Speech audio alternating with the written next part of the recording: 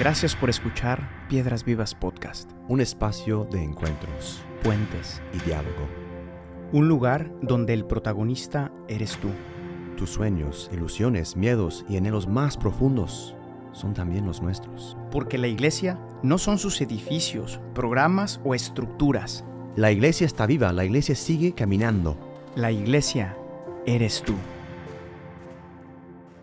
Porque el protagonista Eres tú. y la iglesia Eres tú. no eres tú, no eres tú. Bienvenidos al episodio 55 de tu podcast favorito, La Historia. De tu historia. De tu historia, porque es tu historia. De vuelta. En la historia de salvación. No mencionamos todavía que estamos en un ¿Qué? súper nuevo estudio. Y también pedimos perdón por todos los episodios que perdimos en cuanto a Bueno, video. sí, a estas alturas ya la gente sabe porque lo dijimos en Instagram. Pero bueno, para que entiendan que hubo un error técnico. Pero Sí, aquí por estamos. eso no tenemos tantos videos en YouTube. De todas formas, ahorita en la Epifanía Dios se va a manifestar. Yes. Y ya está. Vamos, Entonces, Gustavo. bueno, ya el episodio anterior vimos la presentación de Jesús en el templo. Y ahora vamos a un misterio más de su vida. El misterio de la Epifanía, los Reyes Magos. Los Reyes Magos. La Epifanía significa manifestación, ¿no? Manifestación de Jesús, de Dios, como el Mesías. Baltasar, ¿no? Ahorita va a saltar y se cayó. Ahorita vamos a ver. Pero I just got it. I entendí. Baltasar. un poquito lento, ¿no? Melchor, Gaspar, va a saltar y se cayó. En fin, antes de llegar a los Reyes Magos, que son importantes, la Epifanía no es la fiesta de los Reyes Magos, obviamente. Es la fiesta de Jesús. Ok. Listo. Es la manifestación de Jesús como el Mesías de Israel, como el Hijo de Dios, como el Salvador del mundo. Y esto es lo que anuncian con su fe estos sabios de Oriente, estos magos. Ujú.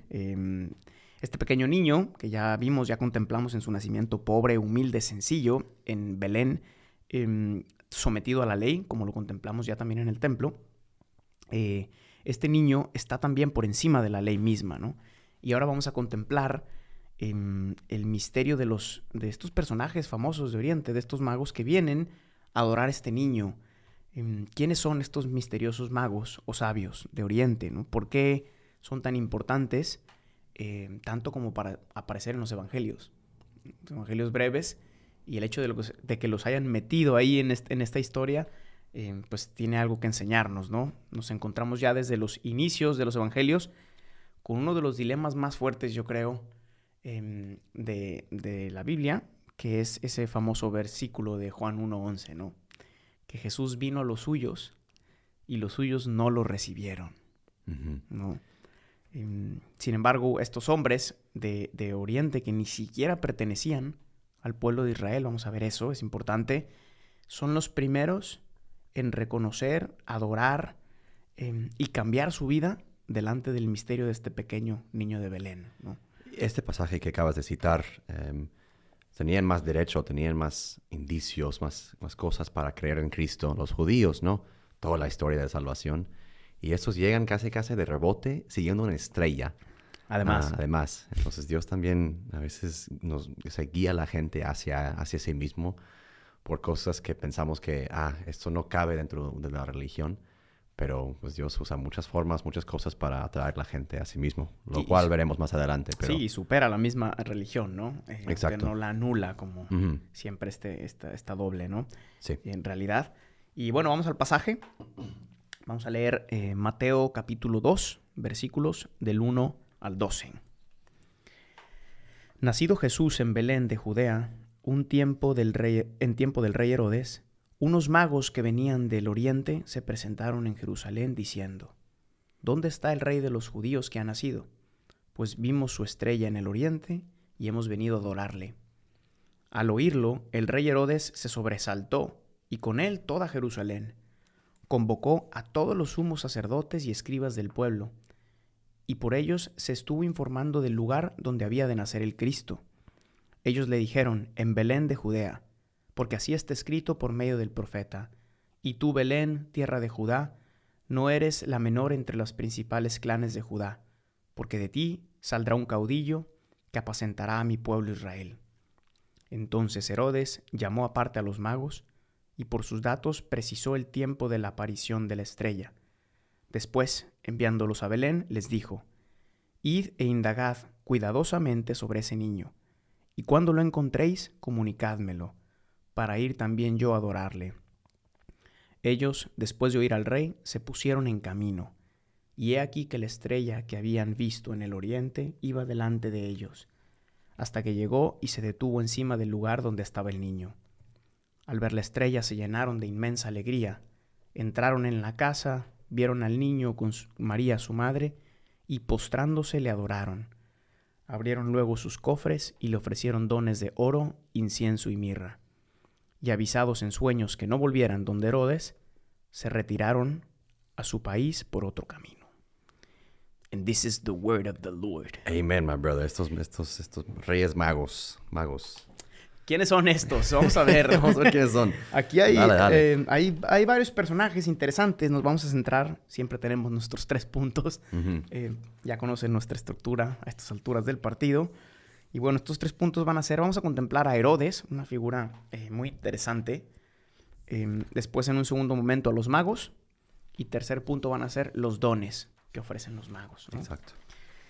¿Quién es este Herodes? Herodes era el rey, como dice aquí en el texto, era el rey de Judea, Galilea, Samaria e Idumea.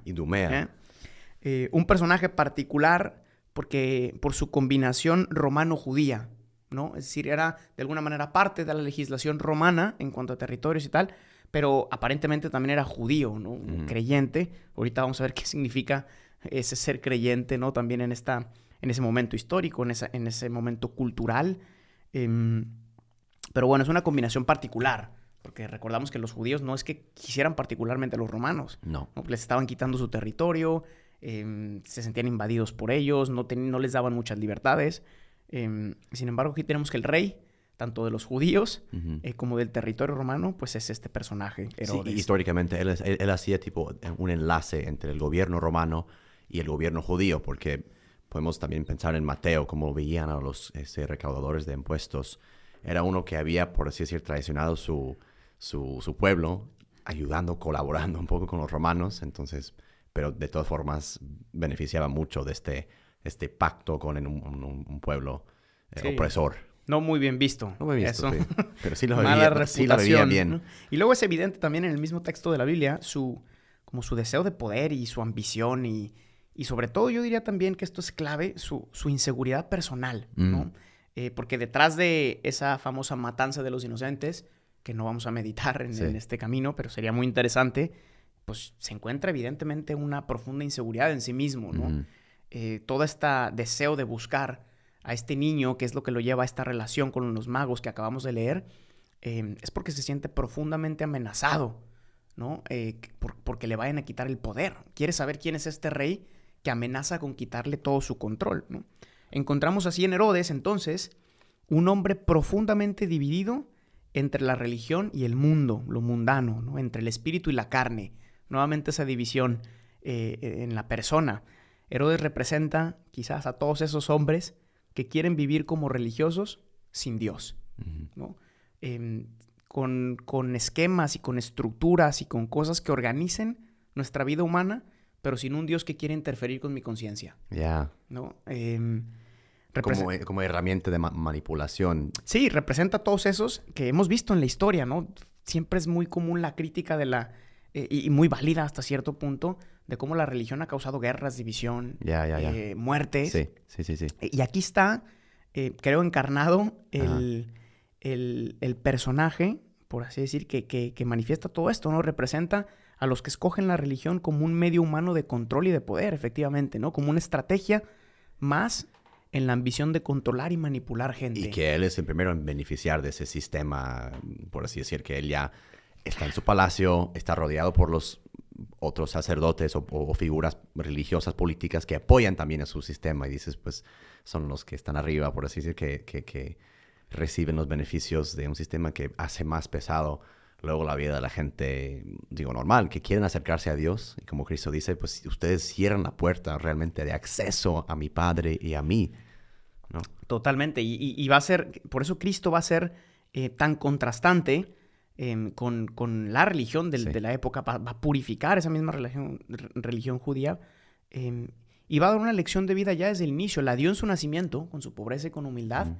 Y la da ahora porque el modo en que Jesús lucha con esta institución jerárquica de opresión, podríamos decir, en algunos, no en todos, porque también había judíos muy buenos, pero en este caso estamos pensando en Herodes, no es con la espada, ni con más poder, ni con más control, sino con la sencillez y la humildad en un pesebre.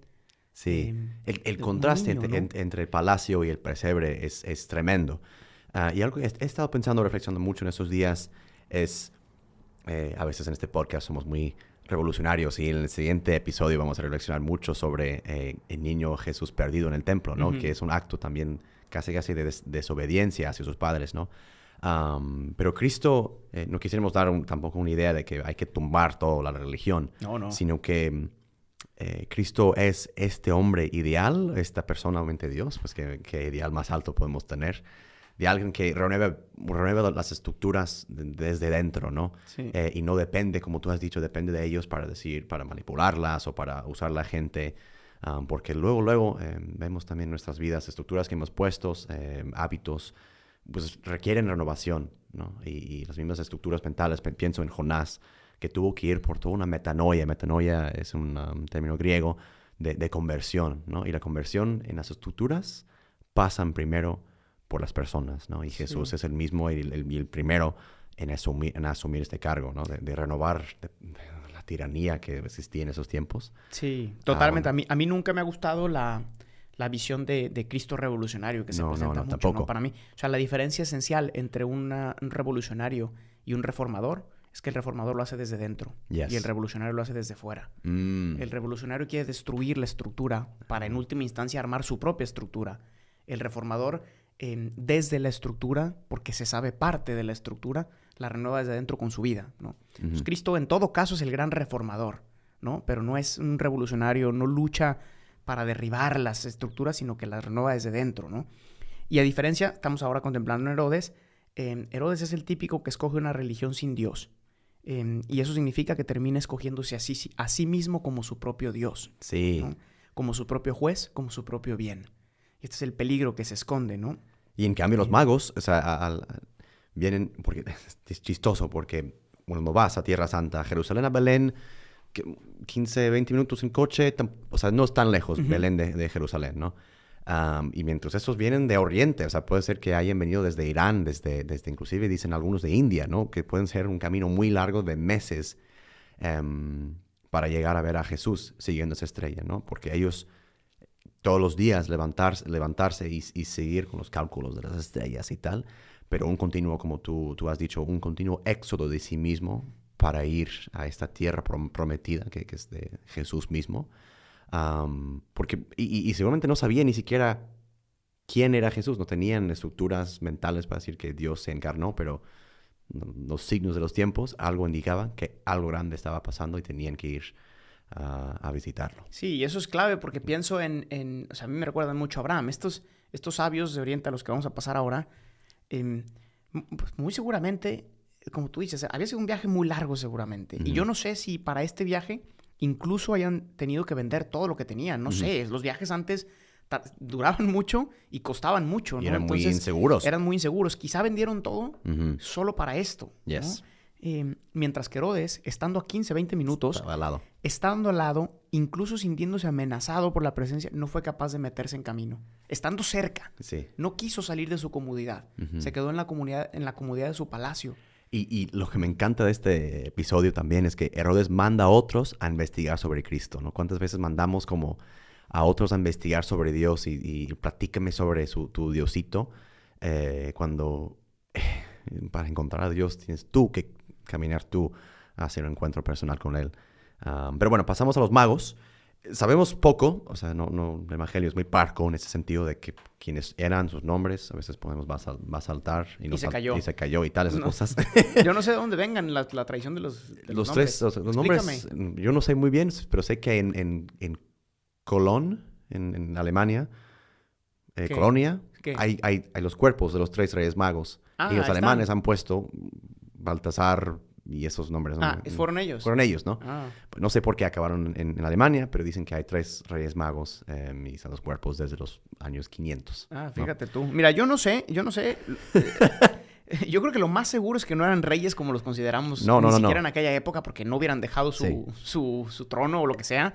Y muy seguramente tampoco eran magos como los pensamos hoy. No, eran David Copperfield, ni Chris Angel, ni John Kenny. John Kenny con sus trucos de magia, con cartas. Hace magias ahí donde lo ven. Ahí donde lo ven, ¿no?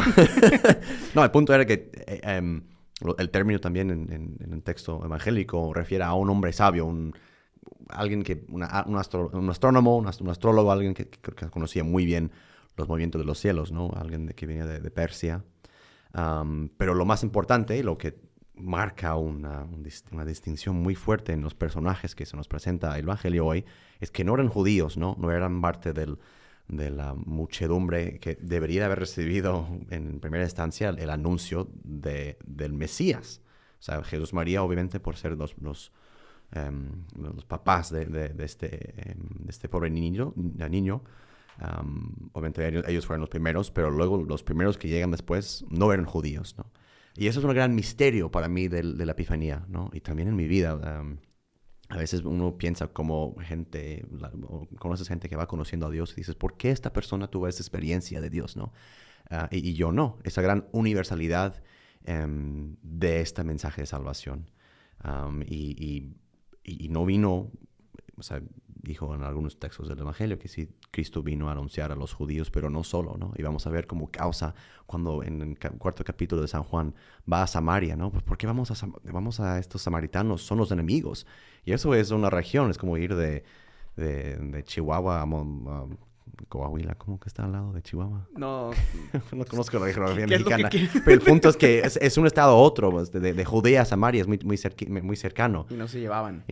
¿No? Y imagínate el mensaje que quiere llegar hasta Roma, hasta más lejos, ¿no? Sí, es sorprendente para mí este hecho de que Jesús, desde el inicio, ya nos pone en el contexto, como tú dices, de la salvación universal, pero también vamos a ver a lo largo de todo el Nuevo Testamento que Jesús solamente puede obrar milagros en aquellos que tienen fe. Uh-huh. Y la fe significa aquellos que están buscando, ¿no? La fe es una búsqueda. Sí.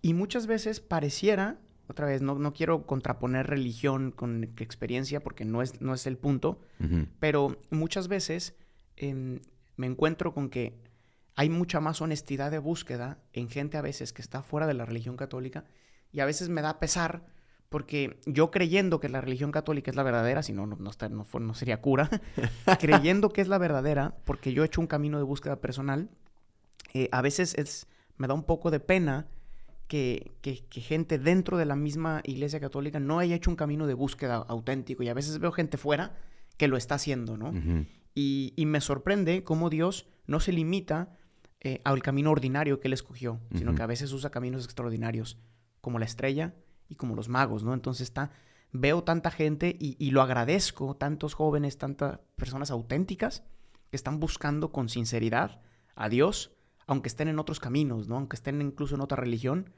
Para mí es de alabar jóvenes y personas que con un auténtico deseo y una conciencia recta están buscando al Dios verdadero. Sí. Aunque parezca que están fuera, si son auténticos y si continúan eventualmente, creo, terminarán dentro. Exacto. No solo eso, me vino ahorita pensando cuando mencionaste la estrella.